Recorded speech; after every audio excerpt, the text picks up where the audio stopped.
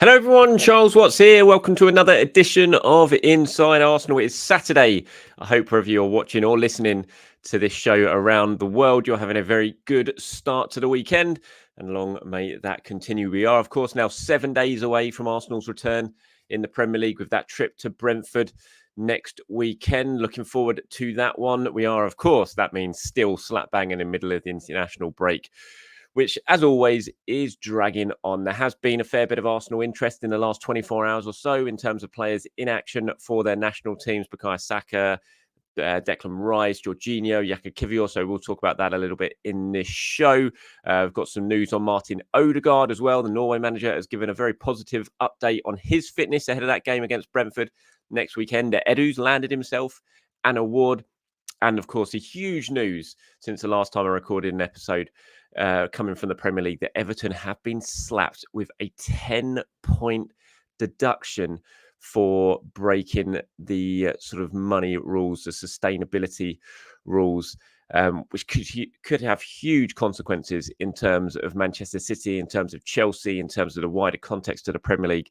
Just massive news. So we'll explore that a fair bit in this episode as well. But we'll start with Martin Odegaard, who hasn't played for Arsenal really for, basically a month now. He did come back for that game against West Ham, played 10 minutes, scored, but then got injured again straight after. Initially, the problem was the hip injury that he'd been struggling with basically all season that Arsenal had been managing. That kept him out for a little bit. Then he came back against West Ham. Then on the Friday before the trip to Newcastle, he got smacked in the face by a ball during a training session and ended up with concussion.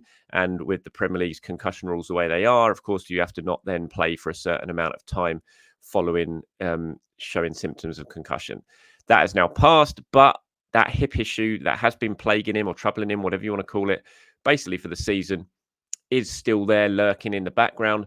Norway had called Martin up to go on the international break, but after discussions with Arsenal, it was decided he would stay in North London, continue to work on his fitness to get himself back up to speed. And the hope is he will be fit. Arsenal have been targeting that Brentford game as a comeback. Odegaard has been targeting that game against Brentford as a comeback. And given the update we've got here from the Norway manager, it sounds like that target is probably going to be hit, fingers crossed, which will be a big, big boost for Arsenal. The Norway manager has been speaking to the Norwegian media during the international break, and he said this. He said, "I'm coming from a 45-minute talk with Martin. He is getting better and better, and then he's gradually stepping up. It has been more or less 3 weeks without any proper training, so it's important for him to take it step by step. So both he and Arsenal probably hope that he is available for the Brentford match, and that will be a huge boost. Arsenal need Martin Odegaard back. They need him fit. They need him firing on all cylinders. They're a far better team when Martin Odegaard's in the team. We know that, of course. The goal threat he provides, the quality he provides in around the final third, the clever thinking, the technique, everything. The captain, Arsenal need him in the team, and they need him in the team very, very quickly. So to have him back against Brentford will be a huge boost for Mikel Arteta and for the team. And fingers crossed that can continue to happen. There are, of course, other injuries as well. Jesus, Thomas Partey, those players all missing have sort of contributed to this. I think Arsenal's problems in attack, but maybe not clicking entirely in attack. And you get Odegaard back in that team quickly, and a fit Odegaard as well. Properly fully fit Odegaard.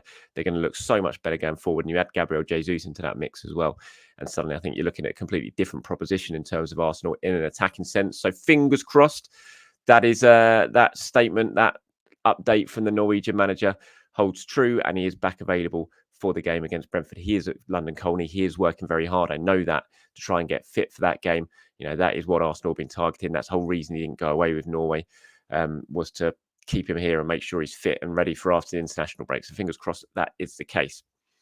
All right, we've got to talk now about Everton and just the huge, it is monumental, the news that emerged yesterday that they had been hit with a 10-point ban, a 10-point deduction, for breaking the league's basically sort of sustainability rules and overspending. And it is a huge, huge penalty, 10 points. The Premier League actually wanted 12, but the independent committee who decided after being given all the evidence and all the notes through the investigation that has been going on. And Everton have been helping the Premier League with this investigation. And I think Everton, certainly judging by the statement that you can see on the screen here, if you're watching on YouTube, they believe that penalty was not going to be harsh because they've been cooperating fully with the investigation. They knew they'd stepped over the rules.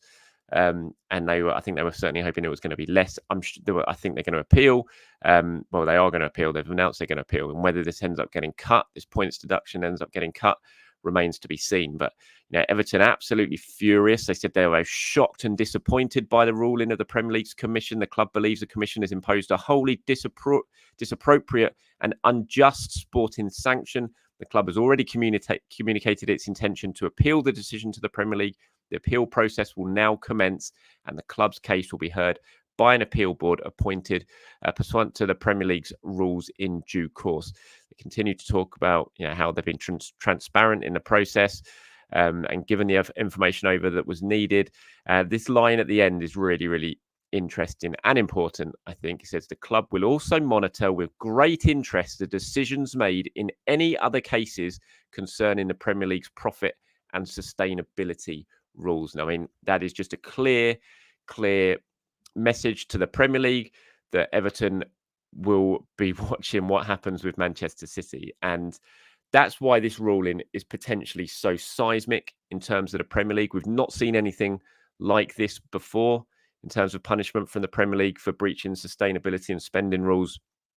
And this was one thing. This was one rule, one charge. Manchester City have got 115 charges hanging over them by the Premier League. 50 breaches of providing inaccurate financial information. 8 breaches in relation to manager remuneration from 2009.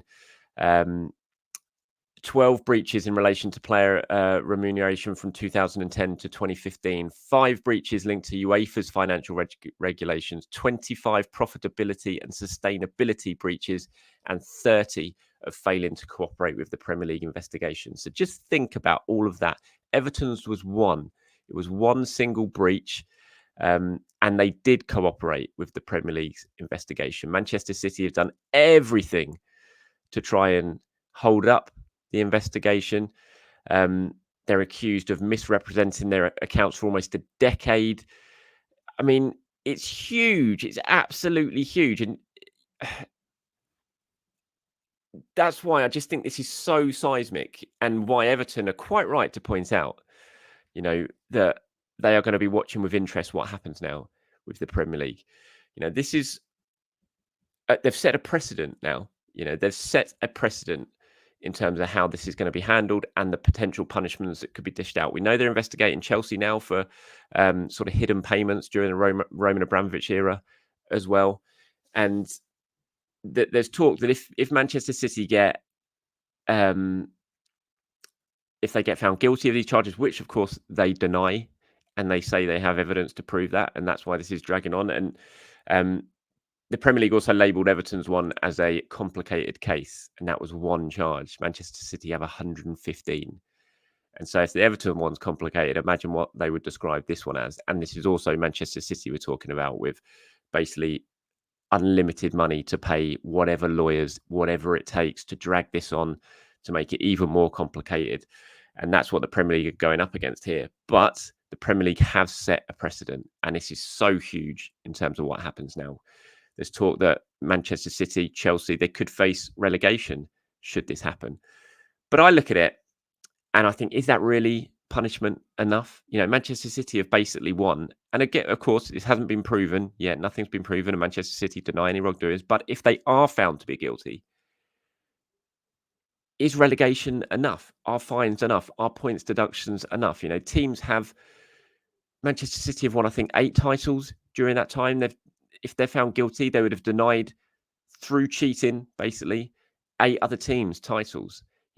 Should they be stripped of those titles? Surely they should. Surely that is what the sort of sporting sanctions that should be in place here, rather than just fines or relegation. We'll wait to see what happens now with Everton in terms of the teams who were relegated last season, Burnley, or over the course of the seasons at this, and I think it's like a 3-year period that's been investigated by Everton. The teams that have been relegated during that period, including the likes of Burnley and others, have been sort of keeping a close eye on this, with the threat of legal action to follow, because obviously they've dropped out of the Premier League. Everton have stayed in the Premier League. Those clubs have lost millions in that time frame because they've been playing in the Championship. they want that money back, or they might want that money back. So will this go to court? Will they take Everton to court? Will they sue? If that's the case, what happens with all these clubs um, who have been affected by Manchester City during the period that they would end up that they would have been sort of investigated for if found guilty? This opens up the whole Premier League to basically years and years of litigation and suing and court cases and everything. It's such a huge thing. It really, really is. And there is an important point to remember in all of this is potentially this could have been Arsenal here. Farhad Moshiri was the Everton owner, who is the man basically responsible for overseeing this time at Everton, was on the Arsenal, was a shareholder at Arsenal. He was with Usmanov, and although Usmanov never technically was a shareholder at Everton, it's widely known that there was finance involved from Usmanov to Moshiri during this Everton time. Some of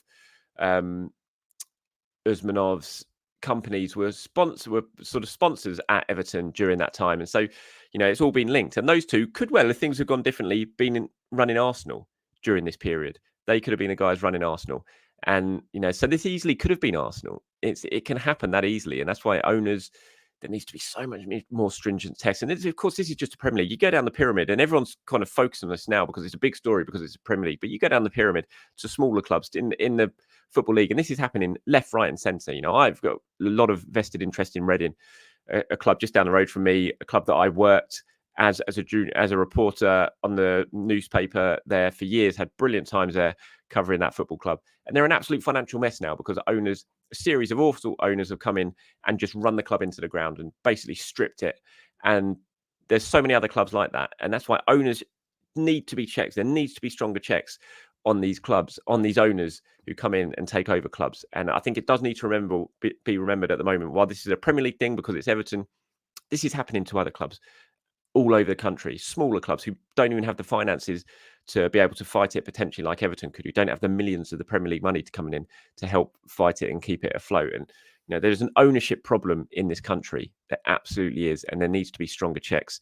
And I think the Premier League with this decision, a lot of people saying, "Oh, this is them doing this to try and say we don't need an independent regulator to come in and to oversee everything because we can take really strong action ourselves if people are found guilty of breaking rules." So, and I think Everton will probably be looking at and thinking they've been unfairly punished. But there needs to be a punishment to stop this sort of thing happening.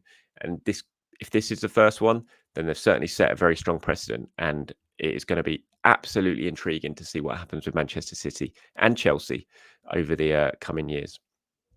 Okay, so away from all of that, let's quickly do a bit of an international break roundup, shall we? Bukayo Saka and Declan Rice both involved for England. Neither of them started the game, nor did Aaron Ramsdale. He was on the bench yesterday against Malta. Awful game. Oh my God, it was so bad. England were dreadful. 1-2-0 in the end. Own goal in the first few minutes, and then got a second through Harry Kane. Bukayo Saka, as you can see, they're getting a big hug off Harry Kane because he came off the bench and set it up. Declan Rice did score an excellent goal just after that to make it 3-0, but VAR ruled it out because Harry Kane had sort of run into an offside position from the shot, which was really, really harsh because it was going in and it would have been a brilliant goal. But I think it did actually touch Kane. And so the first time I saw it, I thought, yeah, he's offside, but that's a goal. The goalkeeper's not saving that. But then you saw another replay, and I think the ball did kind of brush off Harry Kane's shirt as it went past him. And so technically, because it touched him, then it didn't even matter that the goalkeeper wasn't saving the shot because it touched Kane. It's automatically offside. So really unlucky for Declan Rice because it was a really, really good goal. But yeah, awful game. Really, really was poor. Good thing for Arsenal, though. No one got injured. I imagine both are going to be starting that game on Monday against North Macedonia away, though. So there's a lot of Arsenal fans who are happy that they were on the bench yesterday, but that automatically, you would think, means that they're going to start on Monday night in North Macedonia. Jorginho started for Italy in their game against North Macedonia. 5-2 Italy won that. Jorginho missed a penalty, actually, already had one saved in that game. But yeah, he came off in the second half. Jakub Kivior played, made a really important block late on. They drew 1-1. I can't remember who it was with now, but they drew 1-1 and could well have lost that game. But Jakub Kivior made a really important block right at the end to sort of stop a goal-bound shot. He did have a couple of hairy moments, sort of reading the reports in one in either half, where it almost cost Poland a goal, but did produce a match-saving block at the end to protect his side's point. Saliba, I think, is in action today. I think there might be one other Arsenal player in action today. So far, there's been no injuries, and that's the main thing, isn't it, for this international break? No injuries to think of, which is good. Gabriel Jesus, there are suggestions that he is going to be starting for Brazil against Argentina on Tuesday. Fingers crossed that is not the case, but I don't know if you've seen it, but Vinicius has had to go home. He injured himself in the game against Colombia, and he has gone back to Madrid, which immediately when I saw that, I was like, oh no, if Brazil were tempted to play Jesus before Vinicius got injured, now he's injured, you're like, oh no, they're going to play him, aren't they? They could just move Martinelli over to the left-hand side and play Jesus up front against Argentina, which I hope they don't. I really hope they err on the side of caution. They don't take any risks. They keep saying they're not going to take any risks. I really hope they're true to their word. But the first thing that popped into my head when I saw Vinicius got injured was like, oh no, they're going to end up playing Jesus in this game, aren't they? Imagine that, Jesus against Romero. And a half fit Jesus coming back from injury against Christian Romero. It doesn't bear thinking about what could happen in that one. And before I wrap things up today, Edu has won himself an award at the Golden Boy Awards. I'm sure you saw Jude Bellingham named Golden Boy for 2023. Edu won the Best European Director Award. Voted for by its Board of Legends from Tuttosport. I'm interested to know who that Board of Legends is. So it acknowledges Edu's work as Arsenal's first ever sporting director. It's obviously had a very good year, Edu, I would say. I'm not sure every single Arsenal fan around the world would agree that he is the European's best sporting director. But that's what the panel have awarded him, that title. He has done lots of good things. Obviously, him and Mikel Arteta working hand in hand have created this excellent young squad at Arsenal that is worth an absolute fortune.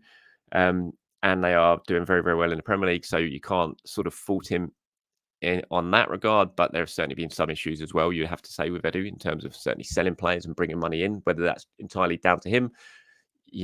That's up for debate, because I think Mikel Arteta, in the way that he has handled some of his players, has certainly seen their value plummet, and that has made it more difficult for Edu to sell players. But there are certainly some question marks over him, as Arsenal fans will be very, very aware. But you can only say congratulations for this award. I've seen on his Instagram, he's very happy about it. He's been sharing pictures of it and sharing the congratulatory messages that he's been receiving. So congratulations to Edu. And that is about it for today's show, everyone. Thank you very much for watching or listening. As always, anything you want to talk about, any opinions you want to share about Arsenal, any reaction to what I've said in this episode about the Everton Premier League penalty, what that could mean for Manchester City, Chelsea, what you think it should mean for Chelsea or Manchester City, let me know, as always, in the comments below. Until tomorrow, everyone, have a very good Saturday. I'll speak to you very, very soon.